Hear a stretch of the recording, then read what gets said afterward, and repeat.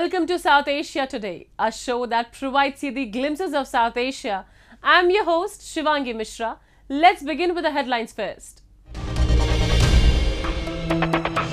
New building of Sri Napi Chandra Mahavihar inaugurated in Nepal with India's grand assistance. POK residents continue to suffer under Pakistan's misrule.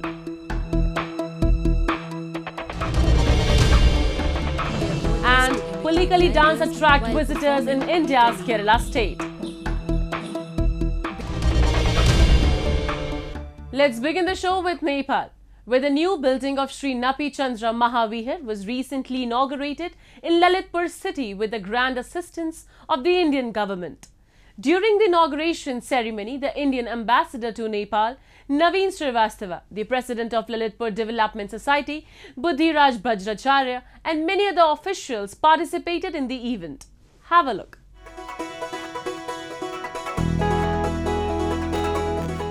Indian ambassador to Nepal, Naveen Srivastava, and the mayor of Lalitpur Metropolitan City, Chiri Babu Maharajan, jointly inaugurated the new building of Sri Napi Chandra Mahavihar, Lalitpur, built at an approximate cost of 3.5 crore Nepali rupees under Government of India's post-earthquake reconstruction grant in the cultural heritage sector in Nepal.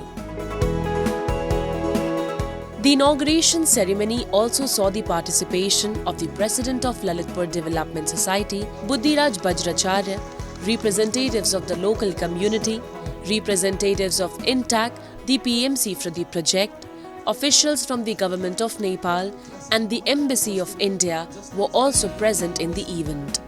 हम इस सांस्कृतिक पुनर्निर्माण के कार्य में करीब 28 ऐसे cultural heritage की साइट्स हैं जो 8 जिलों में नेपाल के अलग अलग जगह पे कर रहे हैं। पिछले कुछ हफ्ते पहले बूढ़ा नीलकंठ में धर्मशाला का उद्घाटन किया गया, जो पहला ऐसा पुनर्निर्माण का कार्य था जो ख़त्म हुआ था। ललितपुर में ही ऐसी 8 हैं पूरी सांस्कृतिक रूप से महत्वपूर्ण इमारतें जिनका पुनर्निर्माण हो रहा है। आज ये पहली है, बाकी भी हम उम्मीद करते हैं जल्द से जल्द अपने समय के अनुसार खत्म हो सकेंगी। The project was taken up under the post-earthquake reconstruction grant in the cultural heritage sector in Nepal. The Napi Chandra Mahavihar, which got damaged during the 2015 Gorkha earthquake, has now been reconstructed with the Government of India's grant assistance of around 3.5 crores Nepali rupees. The project has been implemented by Central Level Project Implementation Unit and DUDBC, Government of Nepal. The Indian ambassador to Nepal, during his remarks at the event, highlighted the various aspects of the robust ongoing development cooperation between India and Nepal and mentioned that it is a significant aspect of India-Nepal bilateral partnership. Mayor Maharajan thanked the Government of India for its support to Lalitpur as well as Nepal in general in terms of asset creation. र यहाँको सम्पदा tangible and intangible heritage लाई जीवन्तता दिनको निमित्त र चाहिएको बेला यथोचित सहयोग गर्नको निमित्त भारत सरकार जसरी अग्रसरमा आइराख्नु भएको छ, त्यसको लागि म ललितपुर महानगरपालिकाको सम्पूर्ण नगरवासीहरूको तर्फबाट र मेरो स्वयंको तर्फबाट भारतीय सरकारलाई मुडी धन्यवाद, मुडी साधुवाद व्यक्त गर्न चाहन्छु। India and Nepal have historic cultural similarities and heritage to preserve for our future generations. Therefore, it is our common endeavour to restore these heritage sites. India has been working with Nepal for the restoration of cultural heritage projects in the past too. It's a reflection of our common culture, which is the strength of our friendly relationships. In line with this approach, the Government of India has committed to take up the conservation of 28 cultural heritage sites across 7 districts of Nepal.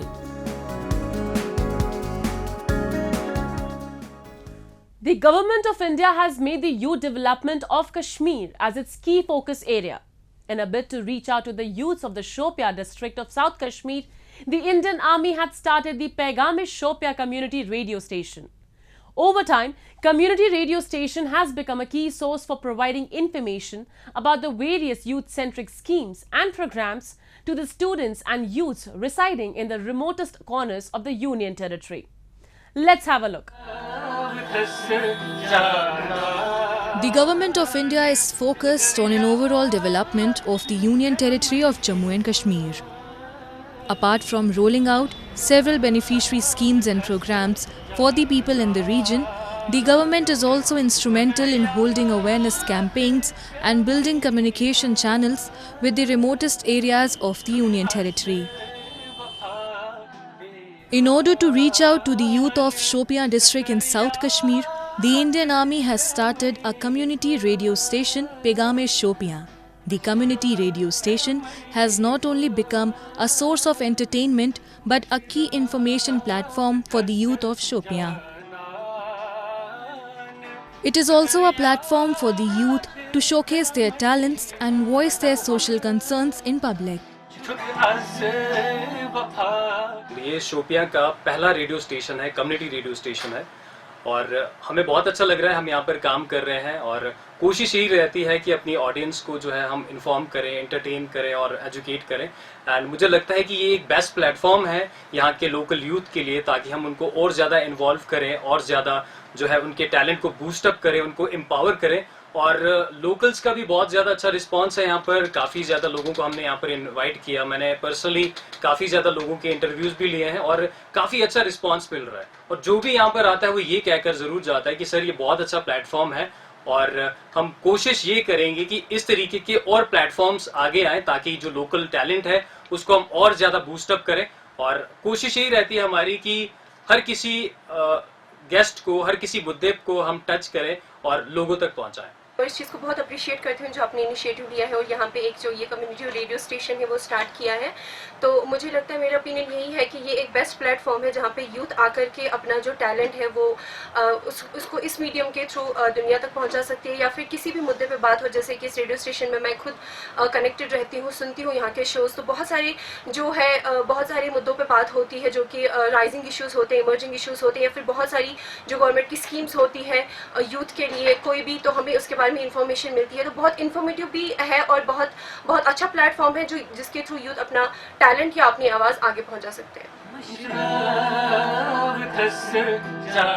The community radio station became popular among the youth as soon as it was aired in the Shopian district. Many young talents were also invited to the radio station to perform their art and encourage the next generation of Kashmir to come out and bring their talent to the bigger stage. यहाँ पे आके मतलब मुझे proud feel हुआ। मेरे पास talent था, इन लोगों ने मुझे बुलाया है। मेरे जैसे भी यहाँ पे बहुत सारे हैं जिनके पास टैलेंट है, तो उन लोगों से मैं यही गुजारिश करता हूँ कि यहाँ पे आए और अपना टैलेंट शो करें। तो कहाँ पर आप गए, कहाँ पर आपने पार्टिसिपेट किया? After a successful launch of Peigam-e-Shopia, the government is looking forward to develop more such community radio stations in other districts of the Union Territory. Local singers, sports players and the youth lauded the step taken by the Indian Army, as these types of initiatives help local talents to reach a larger audience. Now we take a look at some happenings in Asia in a segment called Asia Watch.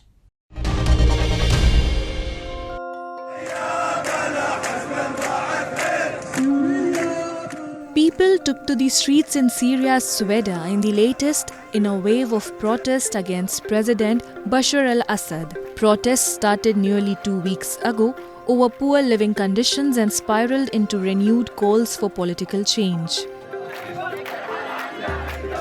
Syria is in a deep economic crisis that saw its currency plunge to a record 15,500 Syrian pounds to the dollar last month in a rapidly accelerating free fall.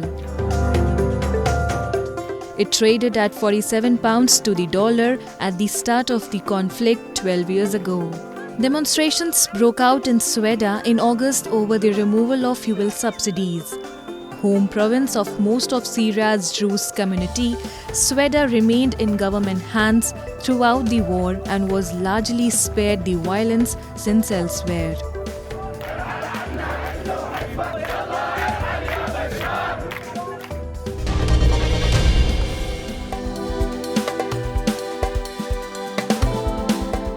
The Indian Embassy in Kathmandu organized an event to mark the International Year of Millets, participated by business entrepreneurs, medical experts, and officials from the Nepal government. Delivering the keynote address, the Indian ambassador to Nepal, Naveen Srivastava, highlighted the main reason for India's initiation to move a proposal in the UN Assembly to mark the day. The primary reason that India moved this resolution in the United Nations was considering the challenges that the global community is facing in this era, including the challenges of food security, making crops or using crops which are climate resilient, use less water, and are able to survive in even harsh conditions than the usual cereals that we continue to use today do not survive and require a large amount of water. Looking at all those factors, millets can provide a solution to meeting the challenges of global climate change or even the food security.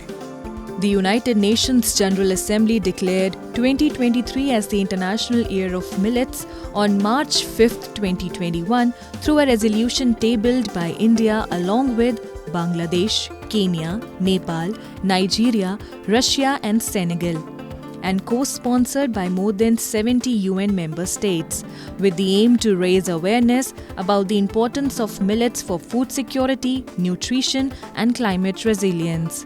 Also known as power grains, the millet refer to several varieties of small seeded grasses that are cultivated as grain crops. Amongst these, pearl millet, finger millet and sorghum are the most popular.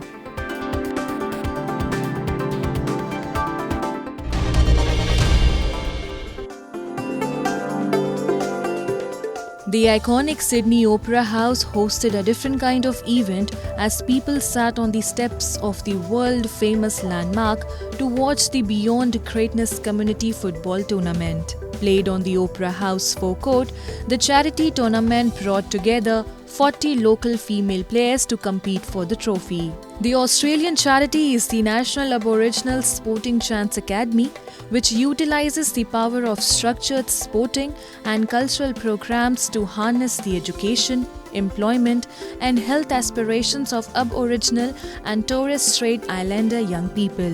The New Zealand charity is BBM, which is run by people with lived experience in changing their mindsets and turning their lives around. BBM operates 2 free gyms in South Auckland and West Auckland and a gym in Tokoroa. Their aim is to reduce obesity amongst Maori and Pacific people through education, thereby enabling them to choose both a healthy and active lifestyle.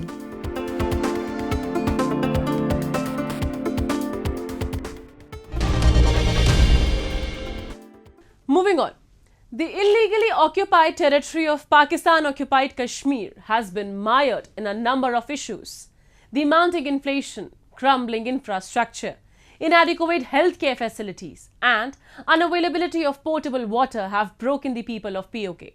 The residents complain that the promises made by the government to improve the state of POK are mere hogwash. We have a report. The illegally occupied territory of Pakistan-occupied Kashmir is engulfed in a variety of issues. The mounting inflation, crumbling infrastructure, inadequate healthcare facilities, unavailability of potable water, and a host of other problems have broken the residents inside out. Speaking about the inefficient doctors and underdeveloped healthcare infrastructure in the region, a resident from Muzaffarabad highlighted the inconsiderate attitude of the POK administration. Darul हुकूमत के अंदर हमारे 2 बड़े main hospitals हैं। उन अस्पतालों की जो हालत है वो सारी अवाम के सामने है। CMH की क्या हालत है और एम्स की क्या हालात हैं। उसके अंदर हमारे डॉक्टरों की जो नाइली है और मरीज़ों के साथ जो सलूक किया जा रहा है, दूर दराज से ताओबाग, अठमकाम, नीलम, इन एरिया से जो हमारे मरीज़ आते हैं उनके साथ इस जगह पे इतना इंतहाई जुल्म किया जा रहा है और उनको लूटा जा रहा है। Apart from the authorities, the doctors serving in the government hospitals showcase their ineptitude and dereliction of duty towards the patients coming from far-flung areas of Pakistan-occupied Kashmir. These doctors are said to be running their own clinics to fleece patients for their medical treatment. In cases of fatal emergencies, most of the patients are said to have died in absence of emergent medical aids and facilities.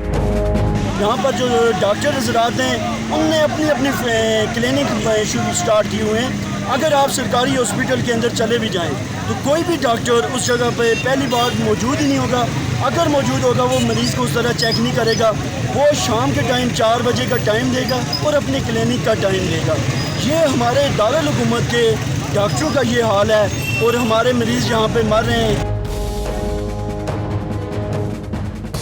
The Pakistan-occupied Kashmir, although abundant with natural resources and water reservoirs, people here are suffering with lack of drinking water and fatal waterborne diseases.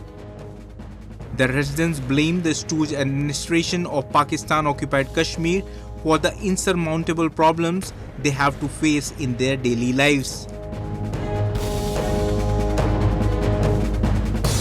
Kashmir के अंदर अगर देखा जाए तो हमारे मुजफ्फराबाद में यहाँ से 2 दरिया और तीसरा दरिया राड़े के मुकाम पर 3 दरिया मुजफ्फराबाद में हैं, लेकिन उसके बावजूद हमारे दूर दराज पहाड़ी इलाकों में अगर चले जाएं और स्पेशली मुजफ्फराबाद के अंदर पीने का साफ़ पानी मुहैया नहीं है। अवाम बीमारियों में मुब्तला है, कोई चेक एंड बैलेंस नहीं हो रहा, पानी के मसाइल के ऊपर कोई तवज्जो नहीं है।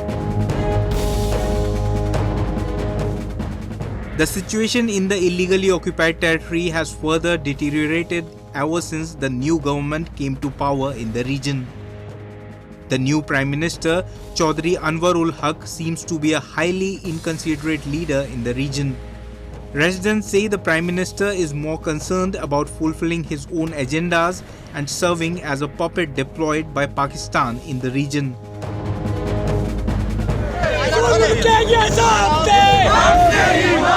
In more than 7 decades of Pakistan's misrule in the region, not a day has passed when the residents did not come out on the streets against the administration. The situation has further worsened after Pakistan's economy plunged to an unimaginable low. The resources from Pakistan-occupied Kashmir are used as relief for the provinces of Pakistan during this economic breakdown. The residents of POK are left empty-handed and on the mercy of God for their livelihood and development.